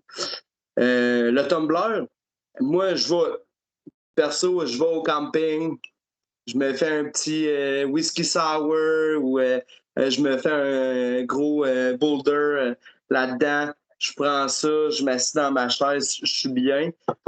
Parce que le nosing est plus difficile en camping, t'es dehors, puis c'est pas nécessaire le nosing, fait que tu t'en fous, tu prends le tumbler. C'est ça, je comprends. Et voilà.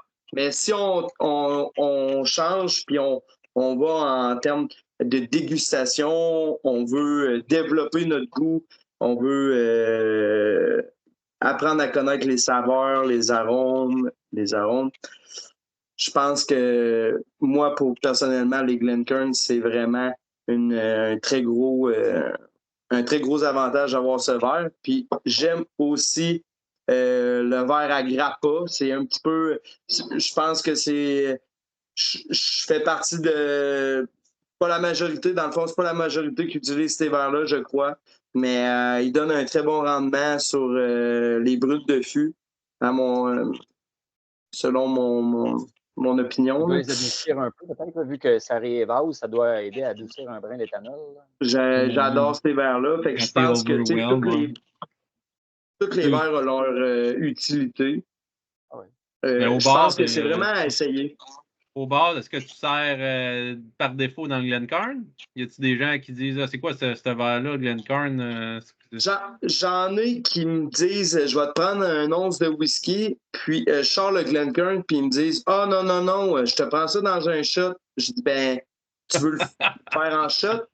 Non, je vais le prendre en plusieurs petites gorgées. Est-ce que je m'ostine avec ces gens-là? Non. Est-ce que je leur explique un peu? Oui. Rendu là. Je comprends ça parce que ça m'arrivait aussi la même chose côté bénévole, festibière ou événement, là, que c'est plus entertainment, que tu n'as pas le temps de l'expliquer. Il a déjà mis ça dans sa vie de château, puis il est parti avec son pote, il n'y a rien à faire. Là. Puis là, tu regardes aller, puis tu fais comme, well, OK. C'est correct. On passe à un autre épisode. Éric, c'est rendu à toi?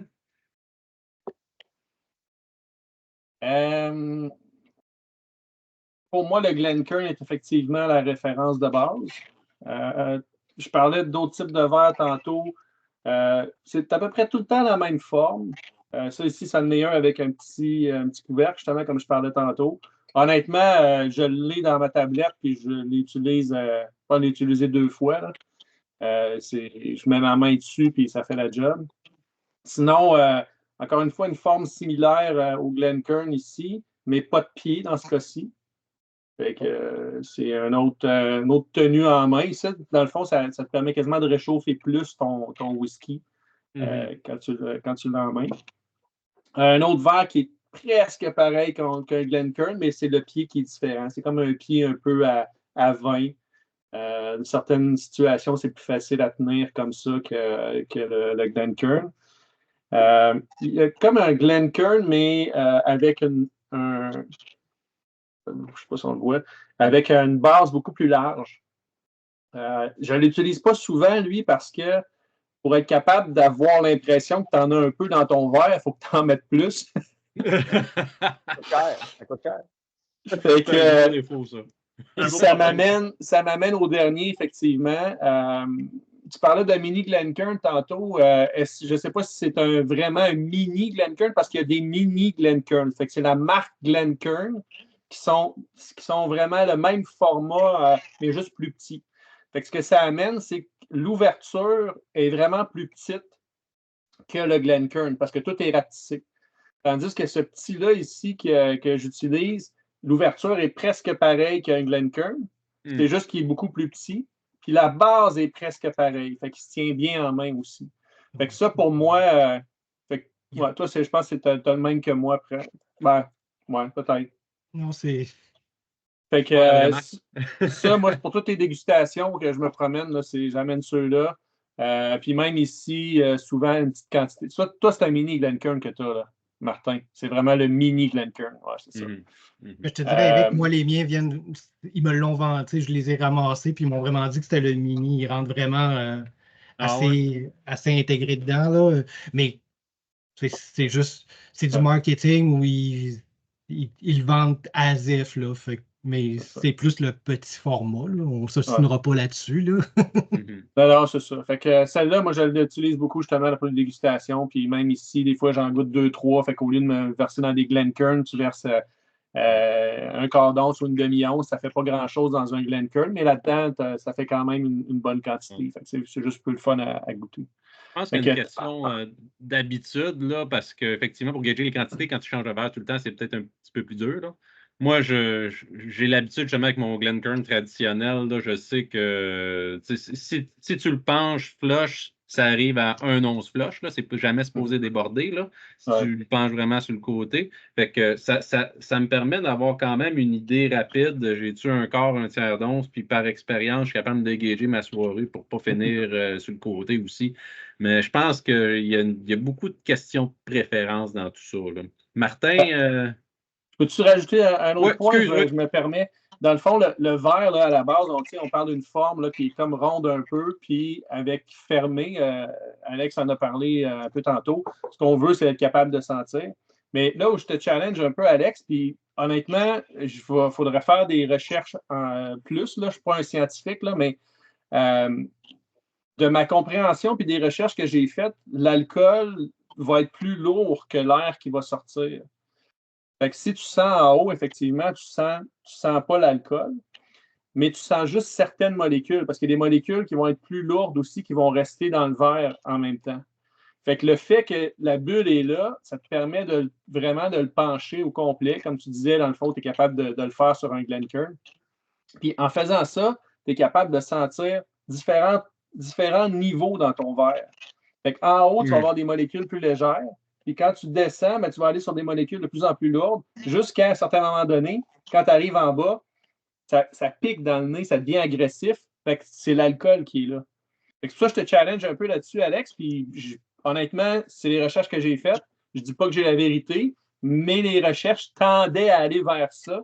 Puis les livres que j'ai lus aussi. Fait que c'est un challenge que je te donne. Il faut trouver la vérité là-dessus, Alex. Il faut trouver la vérité, mais c'est ça, c'est une question d'influence que c'est fait pour glisser. Puis moi, personnellement, quand je suis dans le haut du verre, c'est là que j'ai les côtés plus agressifs. Mais c'est toujours le sweet spot, c'est toujours dans le milieu du verre. Absolument, moi, dans mon orientation, c'est à peu près ce que je voyais, puis ce que j'avais la meilleure précision, c'est d'aller toujours dans le milieu du verre pour avoir l'équivalent de la meilleure expérience possible. Et dès que j'allais dans les extrêmes, je perdais en précision ou j'avais un sentiment désagréable, que ce soit à haut volume ou bas volume. Mais rendu là, le taux d'alcool a une variation là-dedans. Il y a plein de facteurs, mais c'est sûr que je serais curieux de refaire un test avec différents whiskies, différentes teneurs d'alcool, voir à quel point ça change, parce que dans mon expérience, moi, je n'allais jamais dans le haut du verre, j'allais toujours dans le milieu, parce que moi, ça me picotait, ça glissait, puis ça devenait agressant, mais honnêtement... Mais on pourrait faire juste un sujet là-dessus, sur la dégustation. Ça serait cool. Je suis Team Alex, moi. Team Alex là-dessus? Ah, Team Alex là-dessus, dans le haut, ça... Je suis jamais capable, ouais. Les variations, dans le fond, importantes à faire, c'est que là, vous mettez votre nez trop dans le verre. C'est sûr que là, ça ne marche pas. Il faut garder une distance avec le verre. Si tu gardes une distance avec le verre, tu n'as pas cette sensation désagréable-là en haut. Moi, ça sent juste bon, là. Je fais bien ce que je veux. Tu feras bien ce que tu veux. J'ai le droit de sentir comme je veux. Richard Patterson, il faut se mettre un nez dedans.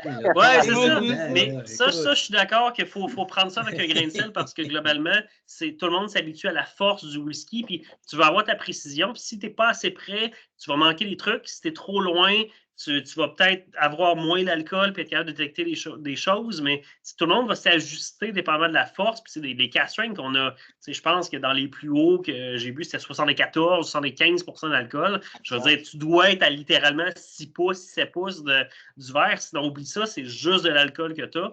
Inversement, il y a des trucs qui sont tellement dilués en termes de portefeuille de saveur que tu as besoin de te sacrer le nez dans plein milieu pour être capable d'inspirer au maximum puis d'avoir un peu de goût tellement qu'il y a un manque de ce qui émet du verre. Mais ça, c'est propre à chacun à quel point il faut que tu t'approches ou pas du verre. Puis ça peut avoir bien un impact sur l'alcool qui va glisser dans quelle direction parce que justement, on ne se met pas le nez à la même place. Puis tout le monde va le trouver naturellement, ce point-là, en gageant les différents produits. Puis c'est sur le produit que je goûte, sur le produit qu'Éric est en train de goûter, Nicolas, tout le monde a un petit peu des produits de différentes teneurs, va se glisser le nez à différentes hauteurs, puis tout le monde va apprendre à le gager naturellement, puis on va le voir rapidement. Dès qu'on rentre, puis qu'on commence à avoir un effluve qui est agressant, on va se reculer, on va se regager, puis avec l'expérience, ça vient naturellement. Hey, juste clarifier, Nick, s'il te plaît, Nicolas, c'est ma mère. Ben, il est marqué Nicolas dans Teams, puis je voulais comme juste mettre le nom complet. Je trouvais ça. Je dois dire Nick la prochaine fois, promis. Hey, non, mais juste avant, Martin, tu sais, je pense que tu l'as vraiment nail, là. C'est par personne, par verre, par whisky que tu as dans ton verre, puis j'ai envie de dire par journée, puis par moment de la journée, puis tu sais, le moindrement que... la pression, la température, les... Non, mais... c'est un rhume, les planètes. Ta narine gauche est... Non, mais tu sais, au camping, c'est moins, tu sais, sur le bord du feu, ben, moins, mais tu sais, mais ne serait-ce que, j'ai été un peu malade il y a une semaine, j'ai pas le nez bouché, mais, tu sais, je suis pas à 100% ou, fait que c'est juste, je pense que entre les deux, vous l'avez bien, là, mais c'est sûr que, puis, veux pas bouger le verre autour du nez, c'est quelque chose que tu devrais faire. Tu te le mets dedans, tu le recules, tu le mets en haut, tu le mets en bas, à droite, à gauche, let's go. Tap, dance, puis... Hein? Là, Martin, là, il va désespérer. Là, ça doit faire une demi-heure qu'il a la main levée. Non, moi, pas du tout. Je suis là comme débutant. Je vais aller me coucher avec mon stylo. Moi, j'ai pas nécessairement grand-chose à dire. Puis, tu sais, effectivement, bouger le verre, etc. Parce que, un peu comme en patin, on a tant de narines plus fortes que l'autre. Puis, tu sais, des fois, tu vas aller chercher quelque chose de différent. Souvent, quand on a les dégustations du club, tu sais, Éric, tantôt, tu parlais des petits couverts que tu ne sers pas super souvent. Tu sais, généralement, tu veux faire reposer ton whisky un certain temps. Fait que, tu sais, moi, je vais m'écouler les 6 en même temps. Je les laisse reposer avec un couvert, garder peut-être les arômes dans le verre, etc. Pas trop tout l'alcool, peut-être s'en aller, je sais pas. C'est peut-être un genre de côté placebo. Le Norland, c'est là que j'aime bien ici, là, malgré que le monde se plaigne que la lip est un peu trop épaisse là, quand ils le boivent. Celui-là, je l'aime bien parce que quand tu fais des dégustations à l'aveugle, tu ne peux même pas te faire influencer par la couleur du whisky. Il est foncé, d'après moi, c'est un fût de sherry ou je ne sais pas trop quoi, ou peu importe. Moi, je l'aime bien pour ça. Mais de là à dire, je suis allé voir des différentes subtilités comparativement au Glencairn, qui est, je pense, le consensus étant comme un des verres les plus utilisés. Écoute, je pense que je ne suis pas rendu là dans mon expertise ou dans mon évolution de dégustateur de whisky. Peut-être dans 15 ans, on s'en reparlera et je te dirais, oui, ça, c'est sa coche. Mais pour l'instant, non. C'est un peu ça que j'avais amené comme dernier point de mon part. Yes. Écoutez, les gars, là, on a eu des super belles discussions. C'était super intéressant, là, mais si on ne veut pas que la vidéo dure 2 heures, je pense qu'il faut s'arrêter là. On a plein d'autres questions. J'ai déjà prévu un part 2 à cette thématique-là que je trouve super intéressante, là. On va se reprendre, là. C'est sûr, on a une rotation d'un whisky cher, un whisky pas cher, puis après ça, un sujet spécial. Fait que prochain sujet spécial, ça va être encore les questions de débutants, part 2. Et on va continuer avec notre liste de questions. Alors, j'espère que vous allez revenir nous écouter. Et bon, on peut conclure là-dessus, les amis. J'espère que vous avez apprécié autant vous que vous avez participé. Merci d'avoir participé, les gars. Vous avez tout apporté un petit quelque chose, une petite perspective de le fun de votre côté. Je pense que tout le monde a réussi à faire quelque chose d'intéressant pour les gens. Merci à vous autres aussi qui nous écoutent. Et on se revoit la semaine prochaine. On parle du Glen Scotia Mermaid, ce fameux whisky qui en a eu seulement 23 au Québec, je crois. Et grâce à la loterie, certains en ont eu, certains en ont pas eu. Alors, sur ce, merci de nous avoir écoutés, en espérant que vous avez apprécié. N'hésitez pas à liker, commenter, partager, à m'envoyer des commentaires constructifs ou pas. Je suis toujours ouvert à la discussion, même si on ne se connaît pas. J'adore ça, avoir vos feedbacks externes, puis jusqu'à date, c'est super positif. Et merci encore une fois.